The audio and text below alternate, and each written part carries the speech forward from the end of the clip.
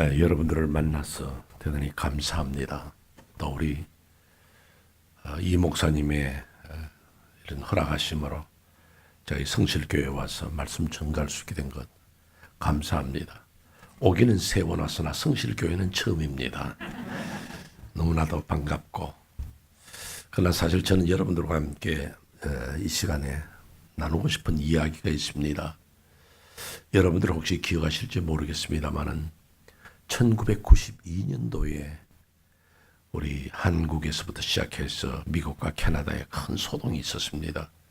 그것은 바로 1992년 12월 31일 마지막 날 예수님 오신다는 그런 이단 종파의 이야기가 있었습니다. 그들은 다 미성교라 그래서 다가올 미래, 그래서 그들이 그렇게 선동할 때에 많은 교회가 흔들렸고 또 혹시나 어떻게 될까 하는 그런 우려도 있었습니다. 저는 종말론자가 아닙니다. 그럼에도 제 마음에는 그때 그 1992년도에 예수님이 오셨더라면 얼마나 좋았을까. 왜냐하면 오늘의 세상이 너무 초악하고 너무 타락되었고 정말로 미래를 알 수 없는 그런 어려움 속에서 우리가 살지 않습니까? 너무너무 힘든 거예요. 여러분들이 TV에서 뉴스를 볼 때, 신문에서 뉴스를 볼 때 그 어려운 사건들을 얼마나 많이 봅니까? 이게 정말 인간 세상인가? 요 최근에도 지금 신문에서 한창 떠드는 이야기 있지 않습니까? 자기의 딸의 친구를 살해했다는 그런 이야기. 세상에 어떻게 그런 일이 있습니까? 그런데 이것이 일어납니다. 부모를 죽이는 자식이 있지요. 자식을 죽이는 부모가 있지요. 이게 세상의 엉망입니다. 그럴 때에 이런 시대를 우리가 살아가면서 이 시대에 대한 감각이 우리 있어야 되지 않겠습니까? 뭔가 느낌이 있어야 돼요. 그림을 그리는 화가가 아무거나 하는 그림입니다. 여러분 어떤 그림을 한번 보세요. 저 사람은 뭘 생각하고 그렸겠는가? 강을 보면서 산을 보면서 그냥 캔버스 갖다 놓고 막 그리지 않습니다. 자기 나름대로 어떤 주관을 가지고 그림을 그리지요. 사진을 찍는 사람도 그렇습니다. 그냥 디지털 카메라라고 필름이 막 수백 장 나올 수 있으니까 아무개나 탁탁탁탁 안 찍습니다. 자기가 찍고 싶은 것을 찍고 그것을 표현합니다. 참 누구든지 자기 직업에 따라서 그런 생각을 하고 나타내죠. 저는 시인을 참 좋아합니다. 저는 시는 못 쓰는데 시는 좋아합니다. 혹시 이 자리에 시를 쓰는 시인이 계시면 저의 큰 존경을 받으시기 바랍니다. 저는 시를 쓰는 분이 너무 좋아요. 어떻게 그렇게 쓸 수 있을까? 근데 제가 한 시를 읽은 가운데 이런 시가 하나 있었어요. 그 시의 제목이 뭐냐면 소리가 들린다 하는 거예요. 소리가 들린다. 다음 못 외웁니다. 첫 구절 이렇게 됩니다. 첫 절은요. 아마 그 시를 봄에 쓰던 것 같아요. 처음에 이렇게 나갑니다. 아스팔트 녹는 소리가 들린다. 저는 여기 캐나다에 이민 와가지고 그렇게 자동차를 많이 타고 다니다 봐도 아스팔트 녹는 소리 들어본 적이 없어요. 근데 시인은 듣는단 말이에요. 아스팔트 녹는 소리가 들린대요. 그리고는 뭐 개나리인지 백합인지 모르겠는데 뭐 개나리를 아십시다. 개나리 피는 소리가 들린다. 지금 여기 꽃에 피는 소리가 들린대요. 왜요? 시인이니까. 왜 제가 이 말씀을 드리냐면 그리스도인의 시선을 가지고 인생을 살아야 돼요. 세상 사람이 보는 시선으로 이거 먹고 마시자 이게 아니라 그리스도인은 무엇을 볼까? 어떻게 볼까? 정신을 차리고 봐야 돼요. 시인은 시인의 눈이 있고 성도는 성도의 눈이 있어요. 그럼 오늘 우리가 2017년을 살아가면서 우리는 어떤 시선을 가지고 있냐는 거예요. 그리스도인을 볼 것을 보느냐? 그리스도인의 자세로 삶을 사느냐 하는 이거예요. 저는 형제가 많습니다. 우리 아버님도 형제가 8남매였고 또 저도 8남매였습니다. 원래는 10남매였어요. 옛날에 그렇게 많이 낳았어요. 그런데 둘 먼저 갔어요. 누님이 한 번 먼저 가시고 제 여동생이 갔는데 사남 사녀예요. 근데 이상한 것은요, 우리 형제들은 다, 아들들은요 결혼만 하면 딸부터 낳아요. 우리 형님은 딸만 5 낳았어요. 영실이, 은실이, 현실이, 인실이. 그 다음에는 막내 이름도 난 몰라요. 그냥 마지막으로 그만 낳으라고 똘이라 그랬다 뭐 그랬다 이야기 들었습니다. 제가 결혼해가지고 딸 낳았어요. 정실이. 근데 우리 막내 동생이 또 결혼했습니다. 뭐 낳았겠습니까? 딸 낳았어요. 그래서 우리가 그랬습니다. 아버님이 자꾸 열매 실자로 영실이, 은실이, 경실이 하니까 딸만 낳는데 아버지 딸로 실자로 이름 그만 지으세요. 그러니까 우리 아버님 또 재미났어요. 야, 딸 그만 낳아라. 실자로 이름 지을 거 없다 그러시더라고요. 근데 어쨌든 막내 동생이 결혼을 해가지고 아기를 낳았는데 또 딸 낳았어요. 이번에는 이름을 뭐라 했냐면요. 고들 정자에 믿을 신자 정신이라 이름을 지었어요. 얼마나 좋아요. 그런데 시골에 있는 우리 어머니가요. 동생 집에 방문하면 보통 시어머니가 며느리 찾잖아요. 그럼 며느리 찾을 때 이 며느리 이름 안 부르고 아이 이름 부르잖아요. 우리 어머니 한번 동생 집에 가셔서 정신이 있나 그랬습니다. 그러니까 제 동생이 뭣도 모르고 밖에 나갔습니다 그랬어요. 그 정신이 언제 들어오는데 그러니까 한 2시간 있다 들어옵니다 그랬어요. 여러분 오늘 예수 믿는 성도들이 정신이 없어요. 정신이 들어갔다 나갔다. 교회에 와서 목사님 설교 들으면 정신이 번쩍 들었다가 나가면 정신이 획 나가버려요. 언제 들어올지 몰라요. 물론 일주일 뒤에 정신이 돌아오겠죠. 그래서 저는 오늘 저녁 여러분들과 함께 시대를 보라는 제목으로 말씀을 드리면서 2가지 이야기를 드리려고 그래요. 첫째는 뭐냐면 이 시대의 징조, 이 시대가 어떤 시대냐. 여러분이 오늘 읽은 이 시편 2편 1절에서 12절 이 말씀은 우리가 다윗의 시로 생각하면요. 지금부터 3000년 전에 쓴 시예요. 그럼 3000년 전에 다윗이 시를 쓸 때에도 그 시대도 그랬고 지금의 시대도 그렇고 성경은 진리입니다. 그 시대에도 적용된 말씀이 오늘 우리 시대도 적용되는데요. 여기 시대의 징조에 대해서 이야기할 때에 1절에서부터 3절까지가 첫째 부분으로 제가 드리는 말씀입니다. 이 시대의 징조. 저는 신학적으로 이 시대의 말세를 우리가 말하면 유대 민족이 회개하고 돌아오면 주님이 오신다. 복음이 세계적으로 전파되면 주님이 오신다. 또는 지진과 흉년과 재난의 소문을 들을 때에 말세다. 그렇게 이야기하지만은 저는 오늘 본문에서만 이야기를 합니다. 본문에서 이야기를 하면요. 시대의 징조를 2가지로 이야기를 합니다. 첫째는 1절에 뭐라고 말하냐면 헛살을 경영하는 것이 시대의 징조다는 거예요. 여기 1절에 보면 열방이 어찌하여 헛살을, 헛된 일을 꿈꾸고 경영하느냐는 거죠. 헛된 일이 뭡니까? 여러분들이 그런 말 합니다. 내가 금년에 농사를 열심히 지었는데 그만 가뭄이 오는 바람에 장마가 지는 바람에 금년 농사 헛농사 지었다 그럽니다. 내가 수고를 많이 했고 애를 썼는데도 불구하고 얻는 것이 없을 때 헛농사 지었다 그럽니다. 자녀를 키웠습니다.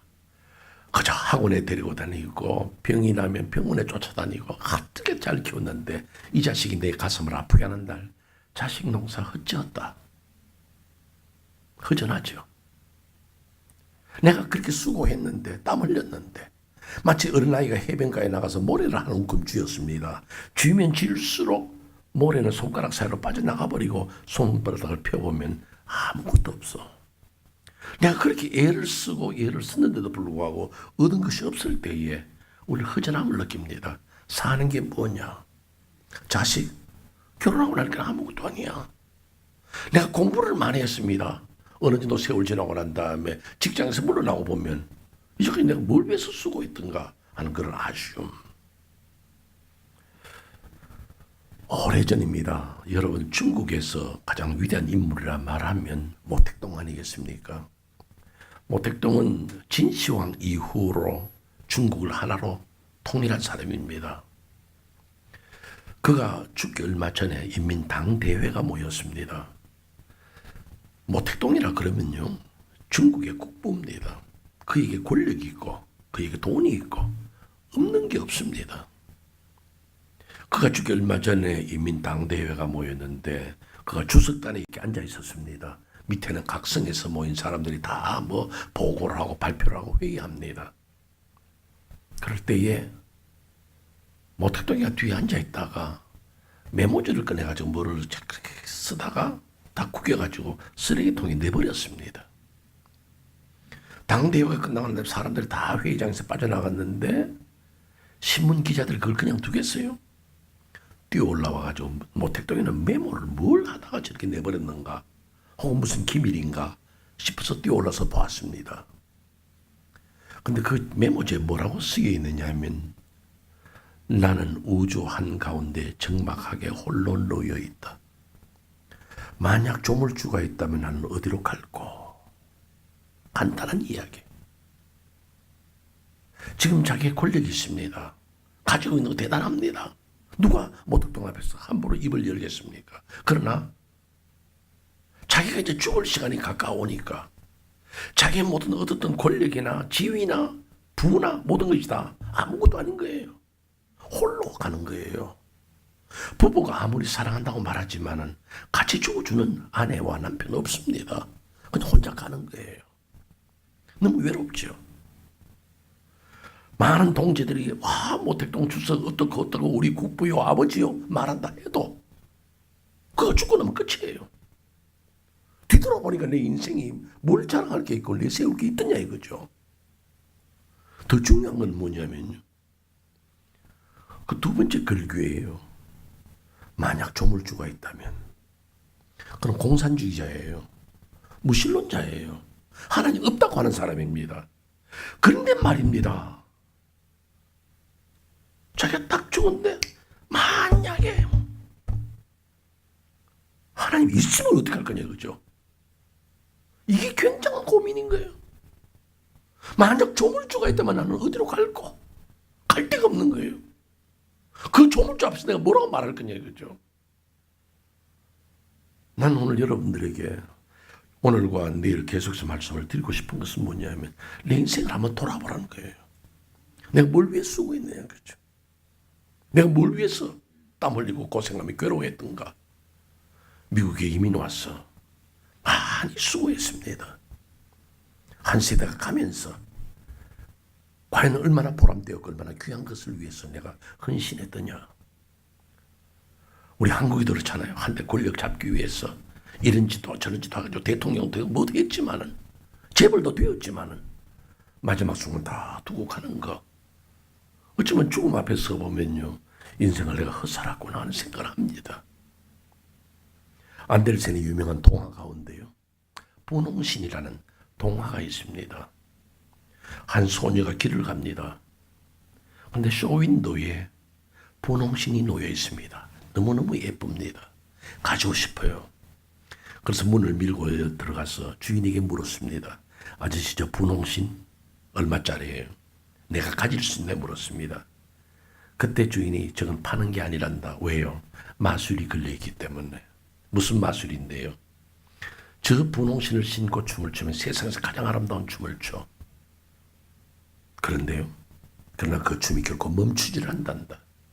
그럼 알아들어야죠. 근데 그 소녀의 꿈과 욕심은 가지고 싶어. 결국은 그 때를 써서 그 분홍신을 얻습니다. 정말 그 분홍신을 신고 춤을 추니까요. 모든 사람들의 박수갈채를 받았습니다. 세상에서 그렇게 아름다운 춤을 출 수가 없어. 박수갈채요. 그런데 1시간은 출 수 있고 2시간은 출 수 있지만 결국 그 소녀는 쓰러지고 맙니다. 헛된 일을 위해서 꿈꾸고 헛된 일을 위해서는 어리석은 인생, 그 소녀만 아니라 모택동만 아니라 우리 역시도 그런 인생을 살 수 있다 그 말이에요. 이 시대 속에서 그리스도인이 어떻게 살아갈까? 헛살을 경영하지 말라는 이야기예요. 그러면서 이 시대의 징조가 두 번째가 뭐냐면요. 2절과 3절의 말씀입니다.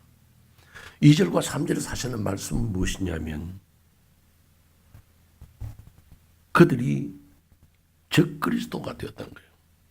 여호와와 그 기름 받은 자를 대적하며 그랬습니다. 여기 기름 받은 자란 말은요, 안수할 때의 기름 부음을 받는 왕이나 제사장처럼 저들은 기름 부음 받았어요. 그리스도예요. 메시아예요. 근데 대적하니까 적그리스도예요. 적그리스도들이 나타나는 것이 앞으로의 세상입니다. 이미 그랬어요. 왜? 말세니까. 지금도 예수라는 이름을 띠고 메시아라는 이름을 띠고 자기가 제일인 줄 아는 사람이 얼마나 많아요. 그것이 적그리스도의 모습입니다. 이것이 말세의 징조예요. 그건 예수님의 말씀이나 지금의 시편 2편의 말씀이나 똑같습니다.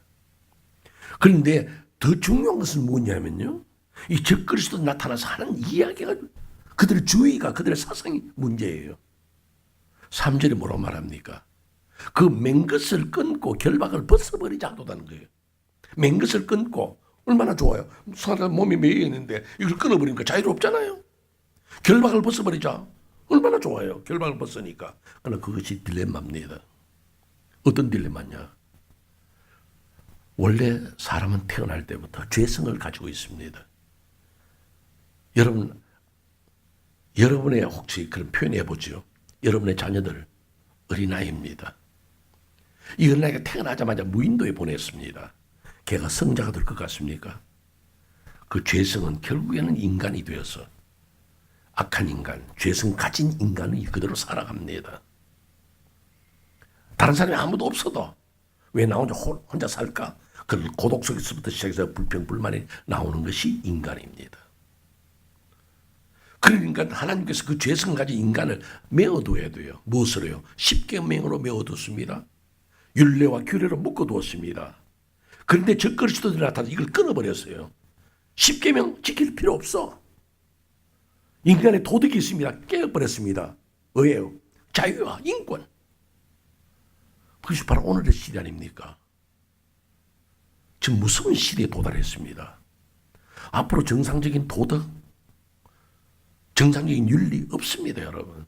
마구 무너져 내립니다. 표방하는 것은 뭡니까? 인간의 자유, 인권. 그렇기 때문에 가정이 깨어지는 거예요. 왜 부부라는 그 세상에서 매여 사느냐? 마음대로 살아라. 자유롭게 살아라. 자유예요. 부모와 자식 관계에도 그 관계예요. 네가 하고 싶은 일을 해라. 네 마음대로 살아는 거죠. 저는 캐나다에 삽니다. 미국보다 더 선진국인데요. 어떤 면에서 선진국이냐면 여러분들이 지금 한국 교회나 지금 미국 교회, 캐나다 교회가 안고 있는 동성 결혼 문제예요.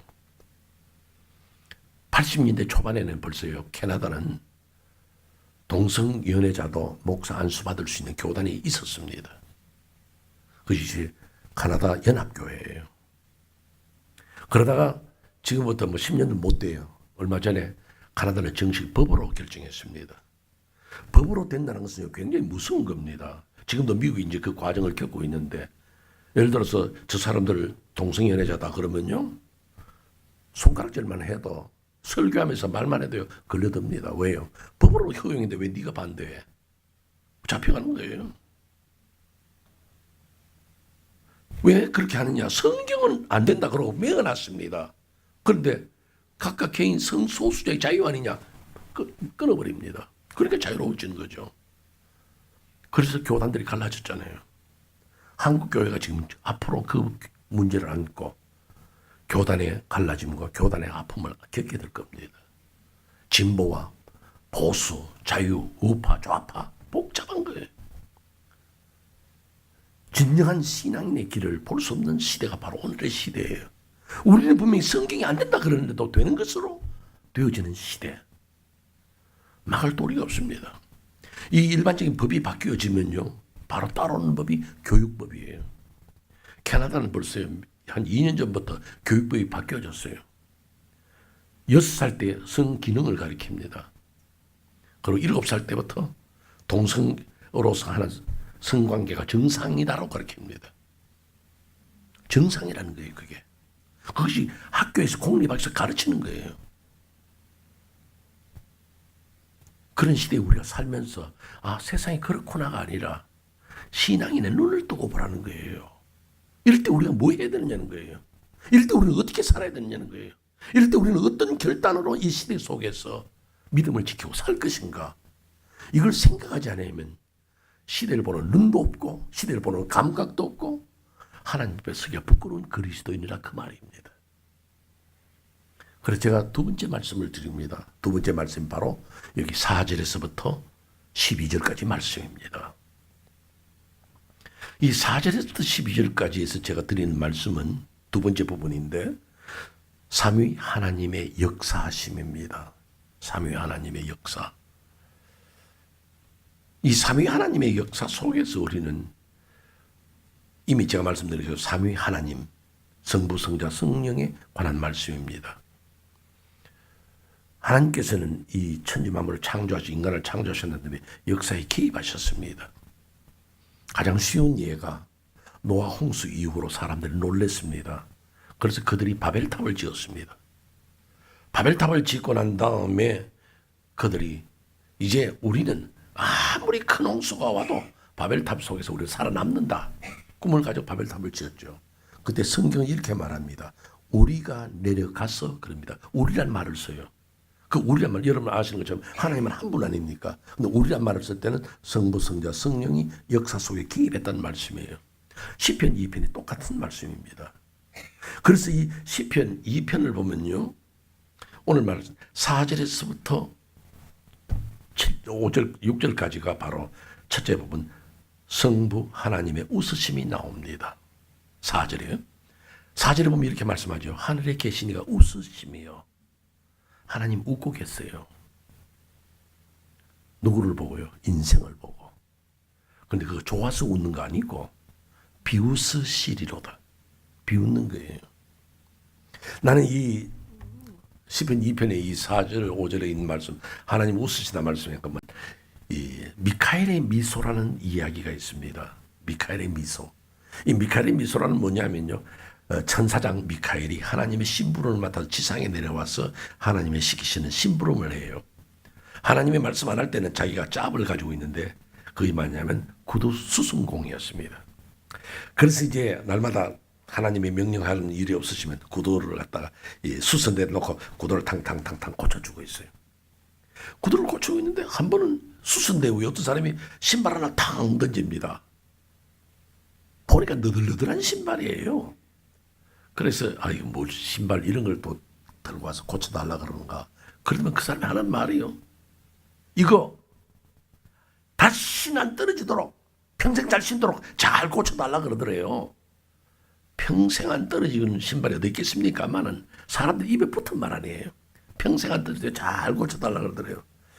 그래서 이 미카엘 천사가 도대체 어떤 사람이기에 신발 하나 고쳐도 평생 안 떨어지도록 하고서 그 사람을 쳐다보니까요. 천사장 미카엘의 눈에는 그 사람이 내일 죽을 사람이더래요. 내일 죽을 사람이 신발은 평생 신도록 그러는데 하루만 잘 신으면 딱 끝나는데 평생 안 떨어지도록 그래요. 그 미카엘의 미소를 또 연속으로 생각나는 분이 있습니다. 제가 대구에서 목회를 할 때요. 저희 교회에 저와 나이가 조금 제보다 연배가 한두 살 많은 집사님이 계셨어요. 그분은 치과 의사였는데 저와 나이가 비슷했기 때문에 참 친했어요. 또 저희 사택이 예배당에 있기 때문에 예배당 안에 있었기 때문에 주일날 예배 드리고 나면 저희 사택에 와가지고 한번 밥 달라고 그러고 같이 먹고 즐겼어요. 그런데 그분이 저보고 이런 이야기를 해요. 목사님, 나 치과 병원에 있으면요 재미난 일 많아요. 그래요. 좀 혹시 여기 또 치과 하는 분이 계시거든요. 용서하고 들으세요. 저는 치과는 별로 재미없을 것 같아요. 뭐 의사마다 다 뭐 좋은 일 있겠습니까만은 난 치과는요. 그 조그마한 입 들여다보고 갈갈갈갈 하는데 난 별로 재미없을 것 같아요. 근데 그 자기는 재밌대요. 그래서 뭐가 그리 재밌습니까? 그러니까 그분이 하는 말이 모든 사람이 다 거의 다 비슷하대요. 딱 들어오면서 아이고 선생님 그러면서 오는데요. 다 찡그리 붙여서 온대요. 아이고 선생님 그러면서요.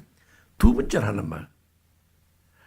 뭐 충치가 생겼든지 털니가 부러졌든지 뭐 이가 빠졌든지 뭐 어쨌든 찾아오면요. 다 고통당하는 사람이니까 아이고 선생님 하고 난 두 번째 하는 말이에요. 다시는 안 오도록 평생 안 오도록 잘 고쳐달라 그러는데요. 다 똑같이 말한대요. 그럼 자기도 똑같이 말한대요. 그러면 경상도 집사니까 이렇게 말해요. 보소. 하나님이 만들어준 이빨도 부사서 왔는데 사람이 만들어준 거 몇 년 가겠다고 다음 또 호소 그런데요. 야, 나 명언이다 명언. 또 사실 그 치과 한번 왔다가 다시 안 오면 장사가 되겠어요? 또 와야지. 근데 자기들은 안 오겠다는 거죠. 뭐 하기야 뭐 치료할 때 얼마나 아파요.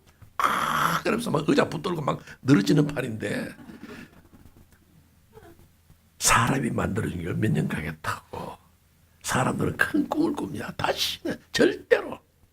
그럴 때 우리가 지금 이 치과의사 이야기를 들어도 우습고 미카엘의 미소는 이야기를 들어도 우습잖아요. 인생이 뭐냐 이거죠. 근데 오늘 우리가 뭔가 한다고 막 말대고 할 때에 하나님이 우리를 어떻게 보실까? 여러분 이걸 생각하세요. 저는 이걸 뭐라고 표현하냐면 하나님의 시선이라 그래요. 하나님 나를 어떻게 볼까? 하나님이 내가 살아가는 인생을 모습을 보면서 아무개 목사야 아무개 목사야 뭐 그렇게 사냐? 오늘 밤 내가 네 영혼을 부른다면 이 모든 것이 네 것이 되겠느냐? 그런데 우리는 욕심 부리고 살거든요. 대단한 것처럼요. 평생 살 것처럼요. 인생이 할 수 있는 게 뭐 있습니까? 아무것도 못합니다. 제가 대구에서 학교를 다닐 때요. 갑자기 학교에 이 방 교실 안에 스피커에서 방송이 나왔습니다. 지금 옆에 서문시장에서 큰 불이 났는데 불이 난 지 오래됐는데도 불이 꺼지질 않으니까 점점 불이 번져가지고 학교 쪽으로 오니까 거의 학교에 다 와가지고 학생들 갑자기 조퇴시키면 혼란이 일어나서 사고 날지 모르니까 빨리 조퇴를 시키라는 거예요. 여러분 아시는 것처럼 대구 서문시장은 포목으로 유명합니다. 그러니까 그 태운 연기가요 시커멓게 올라오는데요. 대단한 거예요. 그래서 선생님이 책을 딱 뜯더만 야 빨리 집으로 가라 그래요. 근데 옛날부터요 싸움 구경하고 불 구경은요 돈 줘가면서 한다고요. 그걸 어떻게 그냥 가겠어요? 그래서 저는 집에 안 가고 학교 옥상에 올라가서 봤어요. 보니까 그냥 시커먼 연기가 불타올라오는데 엄청나요. 무서운 불이었어요. 조금 있으니까 집 하나 퍽 하고 가게 무너지는 거 보면요. 와. 근데 아직도 학교 앞쪽으로는 불이 안 왔어요. 그 요래 내려다 보니까요. 그 집 주인들 스마트해요. 식구들하고 종업들 나와가지고 지붕 위에다가 물을 붓고 그 다음에 벽에다 물을 부어 축축 해가지고 타지 말라고 막 붙어요. 그건 조금 있으니까 퍽 주저앉아요. 그렇게 물을 붓지만은 그렇게 집을 지켜보겠다고 몸부림을 치지만은 무너질 때는 하루아침에 무너지는 거예요. 인간의 연약함을요 무엇으로 표현할 수 없습니다. 내가 아무리 살겠다고 발버둥지를 쳐도요 끝날 때는 그냥 순식간에 무너지는 거예요. 우리 한국이 옛날에는요 참 가난했습니다. 옛날 저도 이제 나이가 드니까요 걸핏하면 옛날 그러는데요.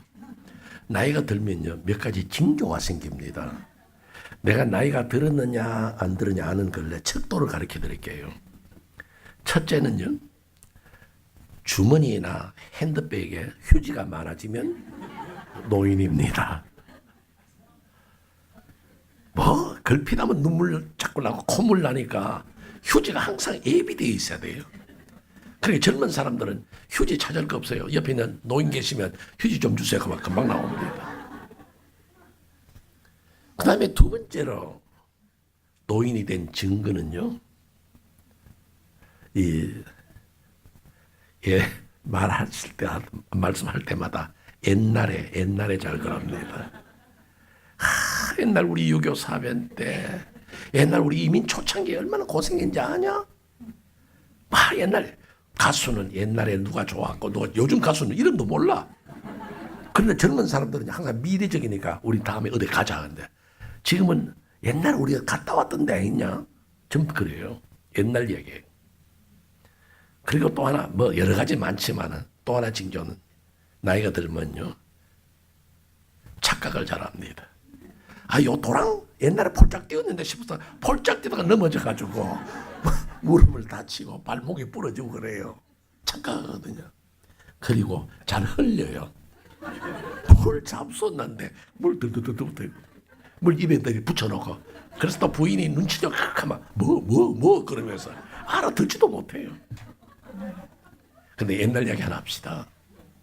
옛날에 진짜 참 가난했잖아요. 우리 민족 참 가난했어요. 그럴 때는요, 놀 게 없었어요. 놀 게. 장난감이 없잖아요.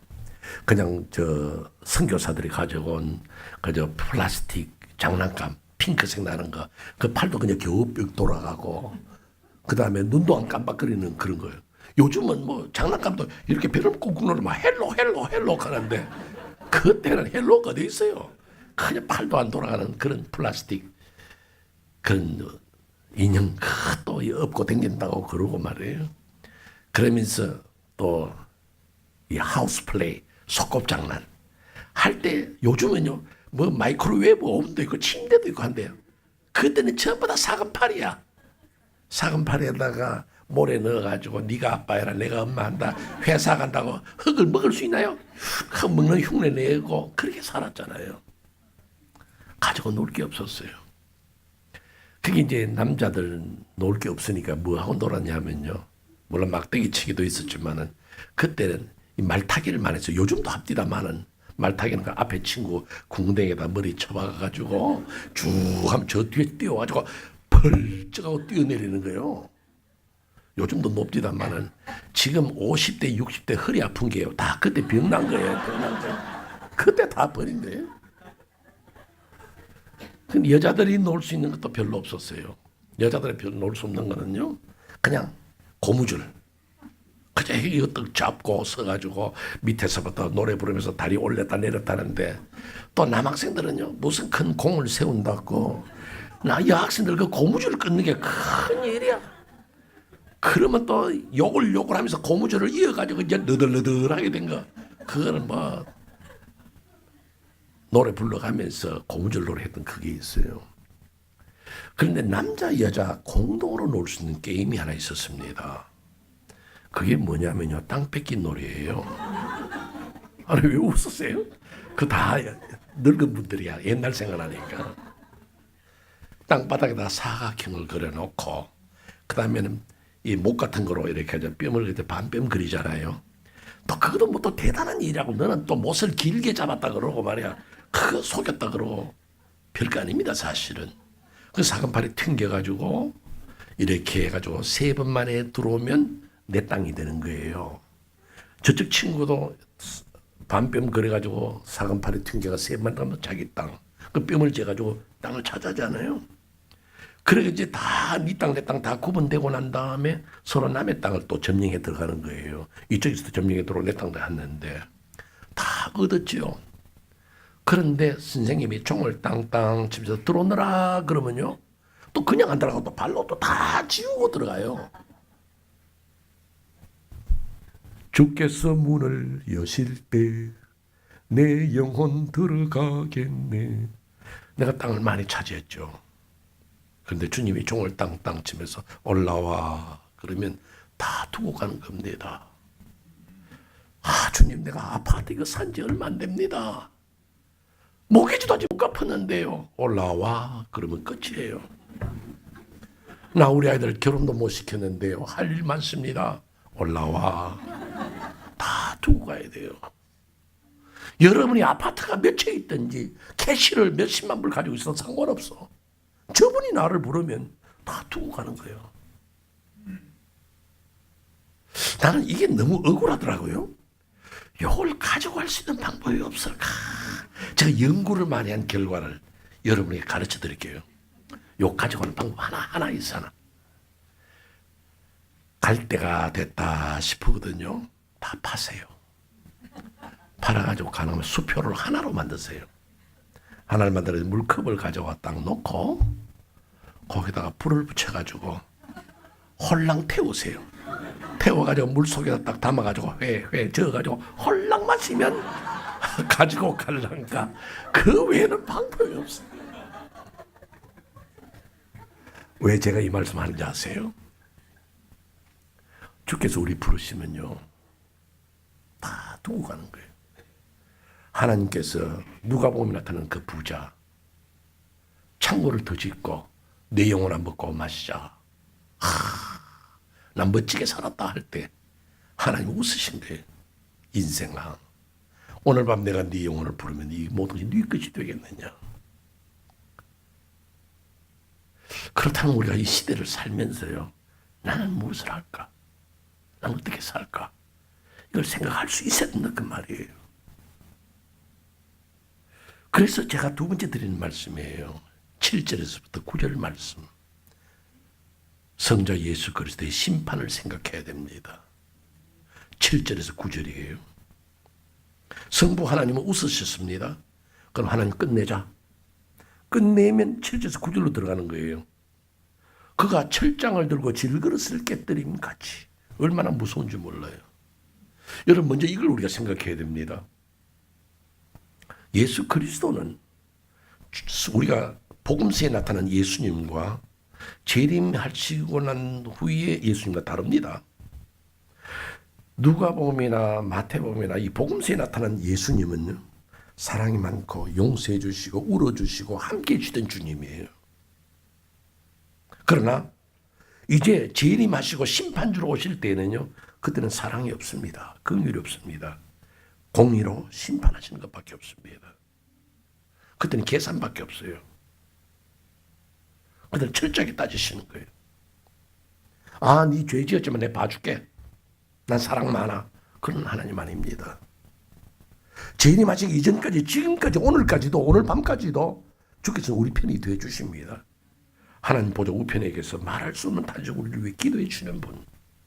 그러나 이제 내 삶이 끝나고 주님의 재림이 되면 우리는 그 앞에서 정당한 정상적인 공의의 심판 앞에 서는 겁니다. 그런데 그 어떤 표현이냐?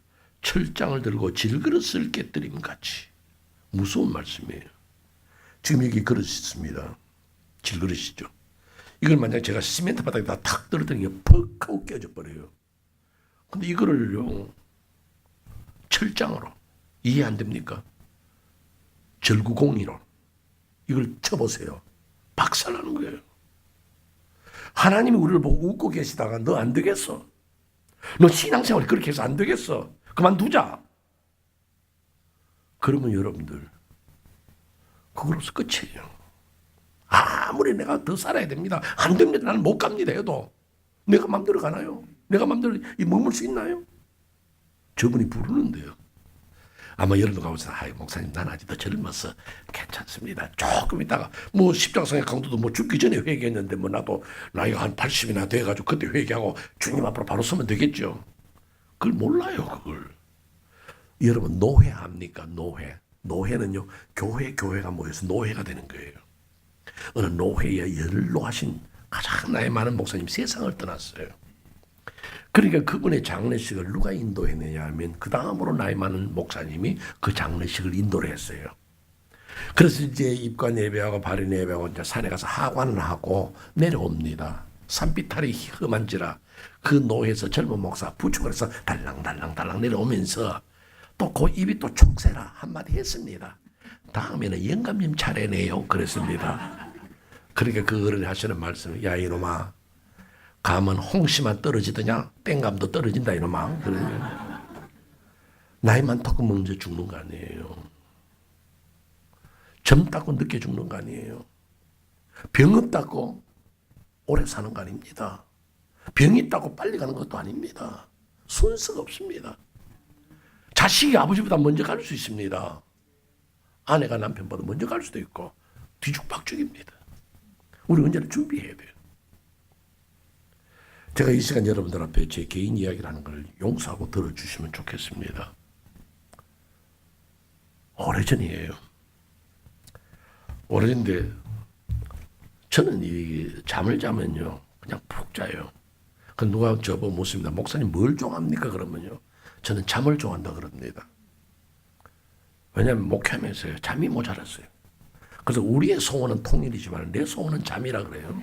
난 잠이 그렇게 좋아요. 그래서 시편 7편입니까? 그게 좀 더 자자, 좀 더 졸자 하는 거는요, 하나님이 나보고 하는 얘기다. 너 너무 졸지 마라. 너무 자지 마라. 그런데 그 이야기는 뭐냐면 제가 잠을 좋아하기 때문에 잠을 자면 그냥 푹 떨어져 잡니다. 그렇게 잠을 잘 자요. 근데 중간에 자다가 깨는 법이 없습니다. 근데 어느 날 새벽에 저 잠이 깼습니다. 잠이 내가 한 번은 옛날에도 한 번 깬 적이 있는데 그때 왜 깼느냐 하면 허리가 너무 아파가지고 그 집에 나중에 알고 보니 그 집에 구들이 꺼졌는데 그것도 모르고 잤더니만은 근육이 구부러져 가지고 어찌 허리가 아픈지 그래서 한 번 깬 적이 있는데 또 깼단 말이에요. 그래서 우리 집이 침대가 나빠서 매트리스가 나빠서 이렇게 한가 싶어서 일어나서 만져보니까 판판해요. 아니야. 근데 이 허리띠가 얼마나 아픈지요. 엄청 아파요. 그때 제가 한국말을 하나 배웠어요. 원래 아는 말인데 실감했단 말이에요. 뭐냐면 안절부절 가는 거예요. 이게요. 앉아도 아프고 엎드려도 아프고 베개를 고여도 아프고 누워도 아프고 이렇게 누워도 아프고 저렇게 누워 안절부절해요. 어떻게 할지 모르겠어요. 근데 제 머리에 딱 떠오르는 게 뭐냐면요. 이거 혹시 신장 나쁜 거 아닌가? 신장 그러면요. 저는 정신이 벌쩍 납니다. 왜냐하면 저희 집사님 한 분 계셨는데요. 그분은 성동교회 출신이에요. 신체도 건장하고 키도 큰데요. 그분이 어느 날 밖에 나갔다가 갑자기 혈압이 확 오르는 거예요. 놀래가지고 병원에 갔더니 의사가 혈압을 탁 재보더니만요. 당신 당장 병원에 입원해. 예약이고 뭐가 없어요. 당장 입원하는 거예요. 왜냐하면 당신 신장 두 개가 다 죽었다는 거예요. 그래가지고 그때는 이 초기였기 때문에 다이얼리시스라는 걸 했거든요. 다이얼리시스는 몸 속에다가 약물을 넣어가지고 그거로 이제 마치 신장의 기능을 피에 불순물 뽑아내가지고 여기다 오줌통 차고 다니는 그거 했거든요. 그러니까 처음에 그거 시작할 때는요. 샤워도 그렇게 못하고 수영도 못했어요. 수영장 못 갔어요. 그렇게 막 철저하게 컨트롤 했는데요. 그러다가 신장 이식을 받았어요. 용기 하나 받았는데. 그런데 신장 이식을 받았다고 해서 사람이 막 이식하고 하는 건 오래 안 가거든요. 맥시멈 7년이라 그랬어요. 그때는. 지금은 10년 넘지만은요. 그러다가 신장 이식 받아가지고 있는 사이에 위암 수술하고 위암 수술하고 난 다음에 또 조금 있는 괜찮더라도 당뇨가 생겨가지고 다리 하나 끊고 그다음에 세상 떠났어요. 내가 그 집사가 다 머릿속에 큰일 났네. 내 신장이 이거 나쁘면 큰일 났는데. 내가 바로 또 고주간에 내가 뉴욕으로 부흥에 오게 됐어요. 부흥에도 둘째고 지금 아파 못 견디겠는 거예요. 이게 안절부절이라니까요. 너무너무 아픈데요. 그때 제가 하나님의 음성을 들었습니다. 제가 하나님 음성 들었다 그러면요. 하나님이 사무엘 볼 때 사무엘아 하듯이 김 목사야 하는 그런 건 아니에요. 내 가슴에 하나님의 음성이 나를 두드린 거예요. 하나님이 뭐라 하시냐? 김 목사, 너 올라올래? 너 나하고 계산할까? 너 목회 그렇게 할래? 그 음성을 내가 듣는데요. 식은땀이 쫙 나는 거예요. 하나님 나하고 계산하자는 거예요. 내가 너를 목사로 세웠지만은 넌 목사 아니야. 목사답게 살지 않아. 이제 네 인생의 토막을 끊고 올라와. 나하고 계산하자는 거예요. 그때 내 머릿속에 뭐가 딱 연상이 되느냐면 옛날 어른들 요즘은 칼큘레이터 하지만 옛날에는 주판 아니에요. 주판을 탁탁 치고 쫙 줄 긋고 1전 놓고 2전 놓고 하듯이 내 인생의 줄을 다 끊고 이제 계산하자는 거예요. 주께서 나를 부르면 내가 뭐라 말할 거예요? 하나님 내가 이 교회 목회하는 동안 아무개 집사 때문에 아무개 때문에 내가 힘들었습니다. 하나님 모르시겠어요? 내가 너를 목사로 세워서 목회자로 이 교회를 세웠지만 목사답질 않아. 너 올라올래? 너 나하고 계산할까?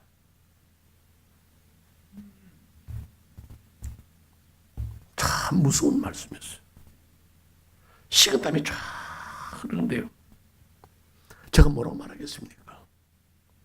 제가 무슨 변명을 해도 그분은 알아들어요. 제가 무슨 변명을 해도 그분은 알고 있어요. 그분이 몰라서 그 말씀하겠어요? 그때 제가 할 수 있는 말 딱 한마디였습니다. 아버지, 잘못했습니다. 다른 말 할 필요 없어. 아버지, 잘못했습니다.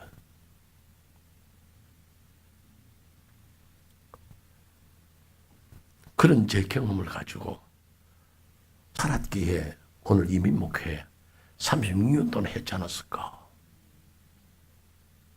지금도 저는 생생해요. 너 올라올래? 너 목회 그렇게 할래? 나하고 계산할까? 오늘 밤 여러분을 향해서 주님이 아무개 집사야, 너 올라올래? 네 집사 맞아? 네가 권사 맞아? 헌금대 들고 다니는 집사야? 주님과 나와의 계산 속에서 내가 뭘 말할 수 있을까? 마지막 세 번째 이야기하라고 마치겠습니다. 이제 10절에서부터 12절까지의 말씀입니다. 하나님은 웃으셨고, 두 번째로는 성자 예수 그리스도의 심판이 있고, 마지막 세 번째가 뭐냐? 성령 하나님의 호소가 있습니다. 여러분 집안에 어떤 좀 이렇게 속썩이고 말썽꾸러기 아들이 있다 싶시다. 그 아들이 동네에서 자꾸 사고 칩니다. 제가 목사가 아니고 이제 회사원이랍시다. 제가 회사에 퇴근해 들어옵니다. 가방을 들고 탁 오는데 우리 집 들어가는 입구에 붕어빵 장수가 있어요. 그래서 오늘 붕어빵 잘 팔렸습니까? 장사 잘 됩니까? 그러니까 아이고 김 선생 퇴근합니까? 예. 서로 인사를 했어요. 근데 그 붕어빵 아저씨 날고 하는 말이 아이고 김 선생 오늘 회사 간다고 우리 동네 또 활극이 일어났습니다 그래. 난 무슨 말인지 알아. 오늘도 우리 집 이놈 자식이 사고를 쳤구나. 얘 동네 창피서로 못 있겠어요. 하루 이틀 해야지. 이놈이 또 사고를 쳤으니 내가 이사를 가든지 이런 다리 몽둥이를 부들어 놓든지 안 되겠다 싶어 들어가자마자 몽둥이 하나 들고 어디 갔어? 하고 내가 방으로 들어갑니다.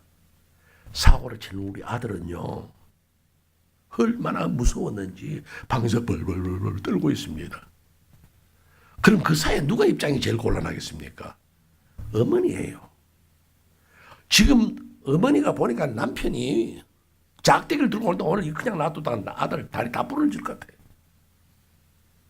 그럴 때 어떻게 합니까?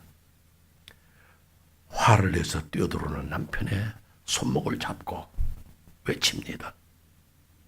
여보, 아이들이 저 나이 때는 사고 치는 게 정상 아니요. 그냥 방 안에 가만히 들어놓아가지고 병실처럼 있는 게 좋겠어? 그리고 생각을 해보라고. 나는 어릴 때 저런 개구쟁이 노릇 한 적이 없어요. 저 자식이 우리 자식이라면 누구 닮았겠어? 당신 안 닮았으면 나는 아니요. 남편의 그 환한 손을 붙들고 아들 보고 뭐라 그러겠어요? 야 이놈아, 아버지한테 잘못했다 그래. 이것이 어머니예요. 바로 이 시편 2편 10절에서 12절 말씀이 바로 성령 하나님의 호소예요. 성령님께서 우리를 보고 이야기합니다. 원래 우리는 어떻게 살아야 되느냐면 여기 11절 말씀이에요. 여호와를 경외하며 섬기며 떨며 즐거워할 자다. 이것이 성도의 모습이에요. 우리는 하나님을 경외하는 성도로 하나님을 두려워하면서 떨어야 돼요. 그러니까 하나님의 은혜 안에서 우리는 즐거움을 가지고 살아야 되고 우리는 기쁨으로 살아야 돼요. 그렇지를 못해. 오히려 어떻게 살았는데요? 오히려 우리는 하나님의 범죄함으로 살았습니다.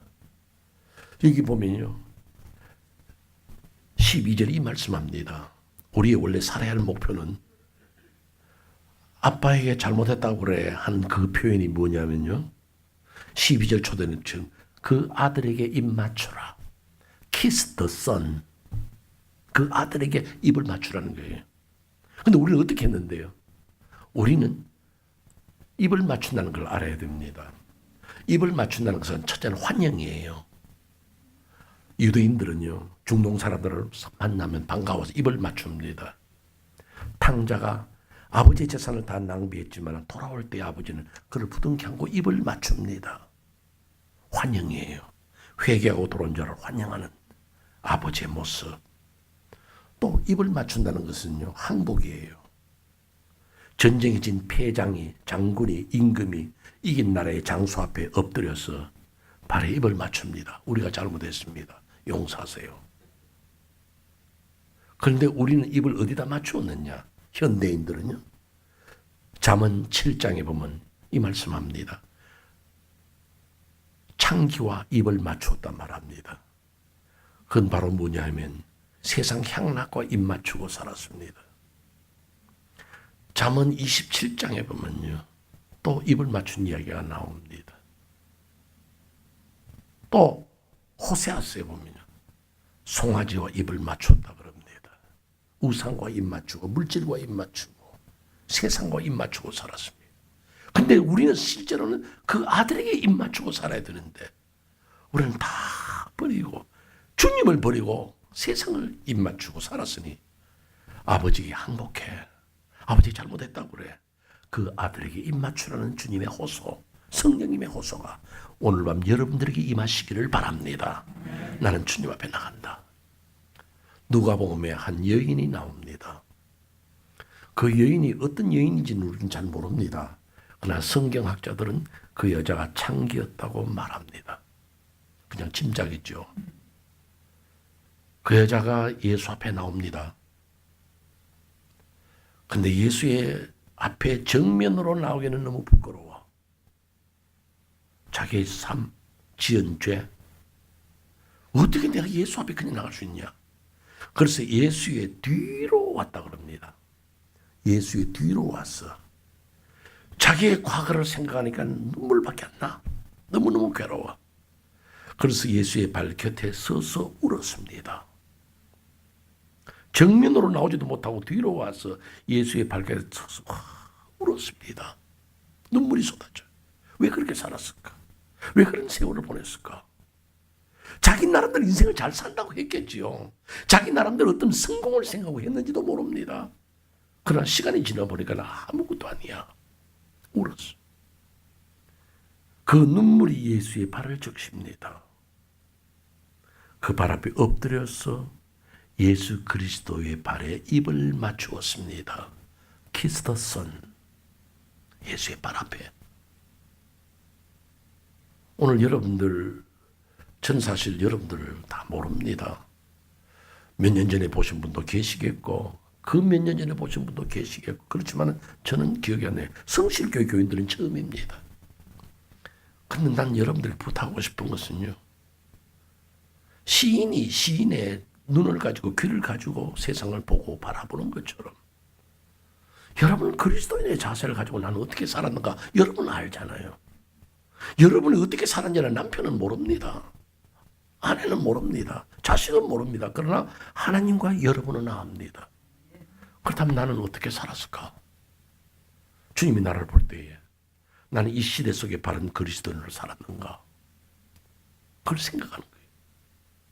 나 붕괴 때 와서 여러분에게 많은 이야기를 하고 싶습니다. 목회 36년 동안에 한 설교를 갖다 여러분들이 계속하면 36년 동안 여러분들하고 살고 싶어요. 그러나 여러분들 가장 핵심적인 이야기를 하는 거예요. 먼저는 그리스도인으로 살자는 거죠. 미국의 유명한 목사님, 무디 목사님이요. 오래전에 스코틀랜드에 붕괴를 갔습니다. 스코틀랜드 붕괴 여행을 갔다가 거기서 붕괴를 해달라 해서 붕괴를 했는데요. 일주일 동안 붕괴인데 큰 역사가 일어났어요. 근데 그 붕괴 때 한 여자가 참석을 했어요. 그 여자는 진짜 어떤 여자인지 모릅니다. 그냥 미국에서 아주 훌륭한 목사님이 와서 붕괴한다 그러니까 붕괴 구경하러 왔어. 그래서 이제 참석을 했는데 앉아서 보니까요. 그분의 간증이에요. 탁 돌아보니까 아주 뭐 젠틀맨들이 뭐 앉았는 거예요. 여자들은 멋진 모자를 쓰고 다 옷들도 화려하게 입었는데 와 대단하다 싶은 거예요. 자기가 이런 말을 합니다. 나는 예쁘지도 않고 나는 배운 것도 없고 나는 가진 것도 없는데 나 같은 여자도 예수를 믿을 수 있는가 하는 질문을 가졌어. 보니까 멋진 사람들, 저런 사람들이 예수 믿는가 보다. 나는 그 여자는 어떻게 살았는지 몰라요. 그러나 자기는 알아. 두 번째 날 참석했습니다. 또 앉은 자리에 보니까 똑같은 사람들인데 멋지게 입은 사람들, 인물 잘난 사람들, 아주 젠틀맨들이 막 레이디스 앉은 거예요. 자기는 위축되는 거예요. 근데 놀라운 것은 그 여자가요, 한 번도 안 빠지고 부흥에 참석을 한 거예요. 여러분, 부흥에 은혜 받는 비결 다른 거 없어요. 그냥 무조건 끝까지 참석하는 거예요. 이 말을 해도요, 내일 새벽에 안 나올 사람이 있고, 내일 중에 안 나올 사람이 있는 줄 알아요. 이 여자는 꼬박꼬박 참석했어요. 뭐 하는가? 마지막 날 저녁인데요, 무디 목사님이 설교하면서 하나님의 사랑과 용서에 대해서 설교를 했습니다. 하나님은 위대하신 분, 그는 사랑이 크신 분. 우리가 어떤 죄를 졌든지 어떻게 살았든지 그가 주님 앞에 나오면 주님은 그를 용서해 주십니다. 하나님의 사랑 위대합니다. 다 받아주십니다. 그렇게 그 설교를 듣는데요, 자기가 견딜 수가 없는 거예요. 그래서 설교 중간에 뛰쳐나왔습니다. 목사님, 나 같은 여자도 구원 얻을 수 있습니까? 하고 뛰쳐나옵니다. 사람들이 놀랐습니다. 무디 목사님 어떻게 설교하겠어요? 그때 무디 목사님 강단을 내려갔습니다. 앞으로 뛰어나오는 그 여인을 부둥켜 안았습니다. 자매님, 탕자가 아버지께로 돌아올 때에 아버지는 그 아들 그 모습 그대로 받아주었습니다. 야, 너 옷 갈아입어라, 냄새난다. 너 그런 사람 네가 뉘우칠 줄 알았다. 그 말은 오늘 그 아들을 그대로 받아주었습니다. 그 말씀할 때 그게 설교였어. 그게 은혜였습니다. 너무너무 아름다운 장면에 그때 찬양대에 앉아있던 엘리자베스 해밀턴이라는 여자가 그걸 실었었어요. 너무 아름다웠어. 내 모습 이대로, 우리의 현재의 모습 그대로 주님 앞에 들어주지 않느냐 썼어요. 근데 그 가사에 그 시에다가 무디를 따라다니면서 노래 부를 때는 생키 있잖아요. 생키가 거기에다 곡을 붙였어요. 그게 바로 우리 가지고 있는 찬송 214장이에요. 우리 214장 찬송 한번 같이 불러보실까요? 214장.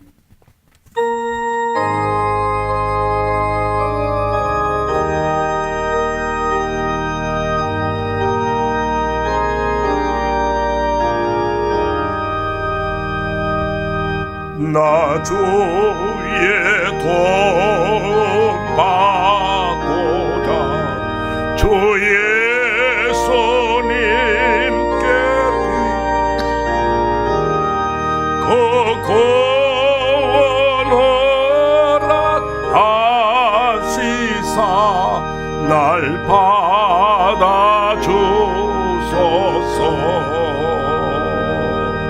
내 모습 이대로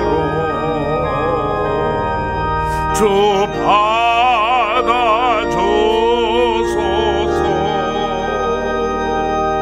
날 위해 돌아가신 주 날 받아주. 3절 부릅니다. 3절. 내 힘과 결심 약하여 늘 깨어 제게 세우니 주 이름으로 구원해 날 받아주소서.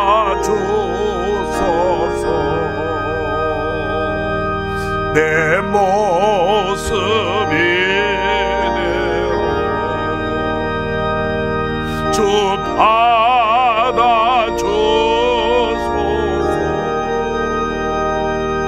날 위해 돌아가신 주 날 받아주소서.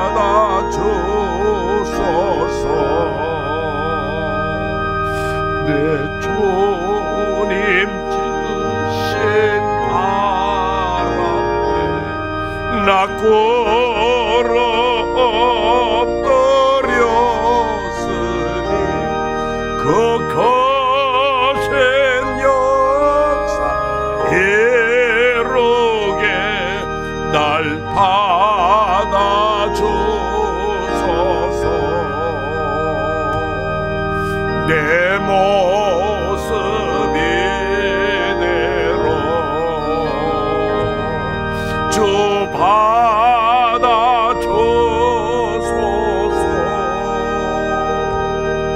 날 위해 가신 주 날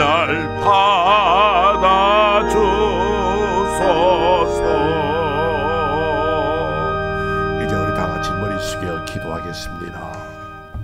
이제 우리 다 같이 머리 숙여 기도하실 때 저의 이야기로 생각하지 마시고 오늘 밤 주님이 나를 보고 너는 뭘 위해 살았더냐? 흑사를 경영한 거 아니냐? 정말 가치 있고 보람된 것이 무엇이었더냐?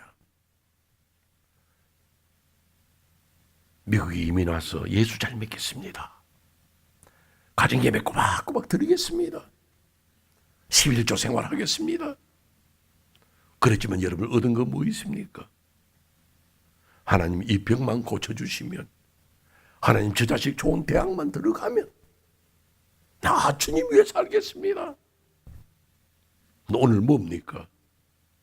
세상이 흘러가는 대로 같이 흘러가고 세상이 원하는 대로 그냥 살아주고 아무런 그리스도인의 의식 없이 살아가는 것이 우리가 신앙생활 그리스도인의 시선입니까? 주님, 내 주님 서신 발 앞에 나 꿇어 엎드려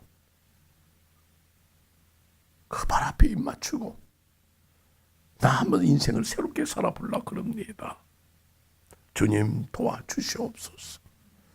주님 나와 함께 하시옵소서. 인생을 새롭게 살기 위한 그런 귀한 결단. 여러분들이 기도하실 동안에 제가 조금 전에 부른 찬송을 불러드릴 테니까 여러분은 찬송 부르지 마시고 기도에 전념하시면서 주님, 나 자신을 돌아봅니다. 나는 나를 압니다. 남편도 나를 모릅니다. 자식도 나를 모릅니다. 그러나 나는 나를 압니다. 내가 어떻게 살았는지, 얼마나 부끄럽게 살았는지, 얼마나 하나님 앞에 어리석은 인생으로 살았는지. 주님, 나 오늘 밤에 주님 앞으로 돌아가 그 아들에게 입 맞추고 살기를 원하오니 주여 받아 주시옵소서. 우리 다 같이 한 목소리로 주여 한번 외치시고 같이 기도하시겠습니다. 주여! 거룩하신 우리들의 아버지 하나님의 은혜와 사랑을 감사합니다. 주님께서 오늘 밤에 저희들에게 나타나셔서 아버지 하나님을 바라보며 아버지 하나님을 의지하며 믿음으로 살아갈 수 있도록 주께서 이끄신 줄 알고 감사를 드립니다. 주여 잊지 마시고 은혜를 풀어주시고 주여 도와주시고 주여 저희들과 함께 하시고 인생을 새롭게 보며 시대를 보며 살아갈 수 있도록 우리 성도를 되게 하시옵기를 주여 감사드리고 나 주의 도움 받고자 주의 손님께 빕니다. 그 구원하라 하시사 날 받아주소서. 내 모습 이대로 주 받아주소서. 날 위해 돌아가신 주 날 받아주소서.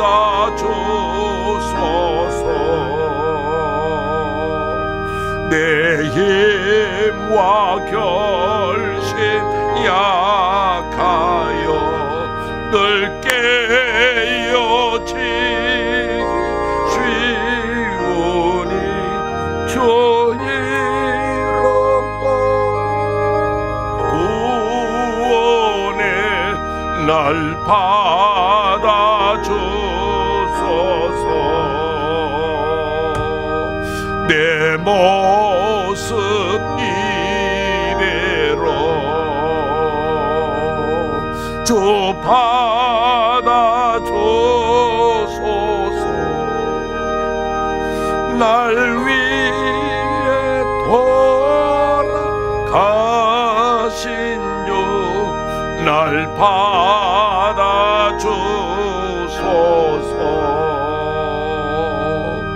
내 주님 서신 말 앞에 나 꿇어 엎드려 쓰니 그 크신 여 이루게 날 받아주소서.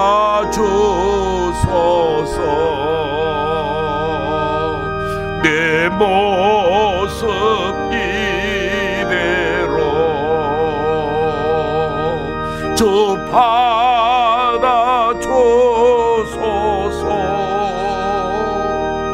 날 위해 가신 주 날 받아주소서.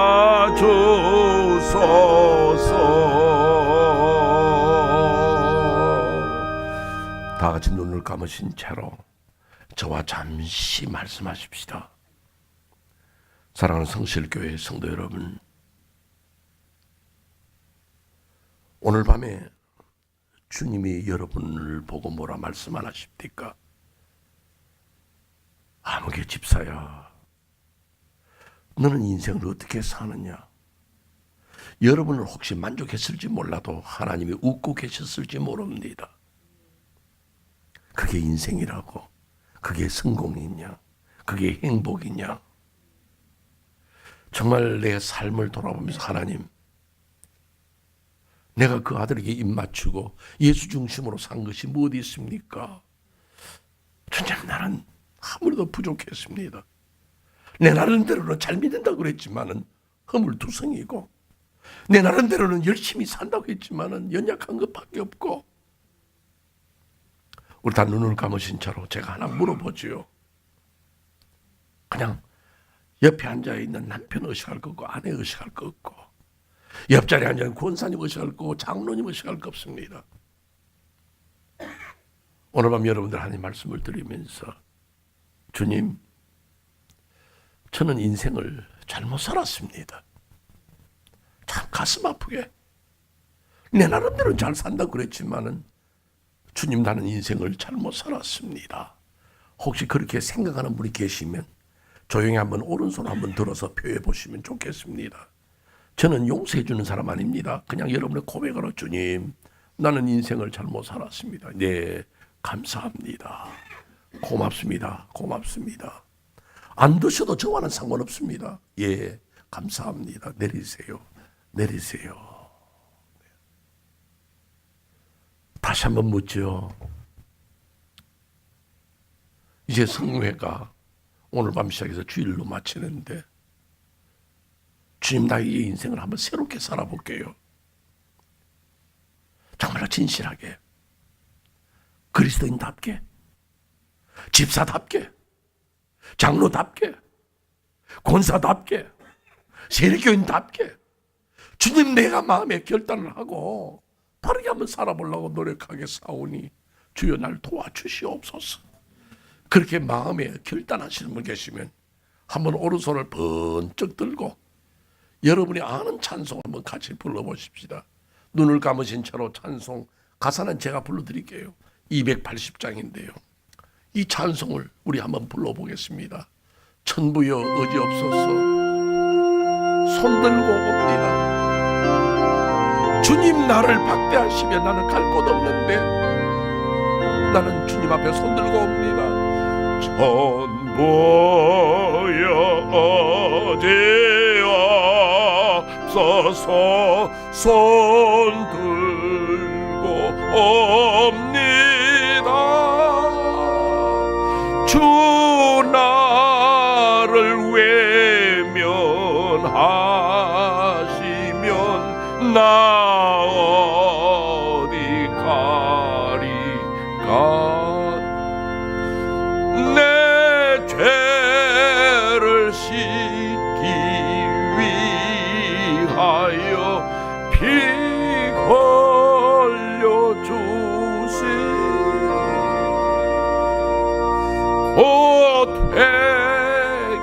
회개하는 마음으로 주 앞에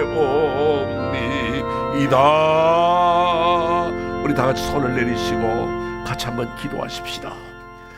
결론적인 기도를 드리십시다. 주님, 곧 회개하는 마음으로 오늘 밤 회개하는 마음 가집니다. 나 인생 잘못 살았습니다.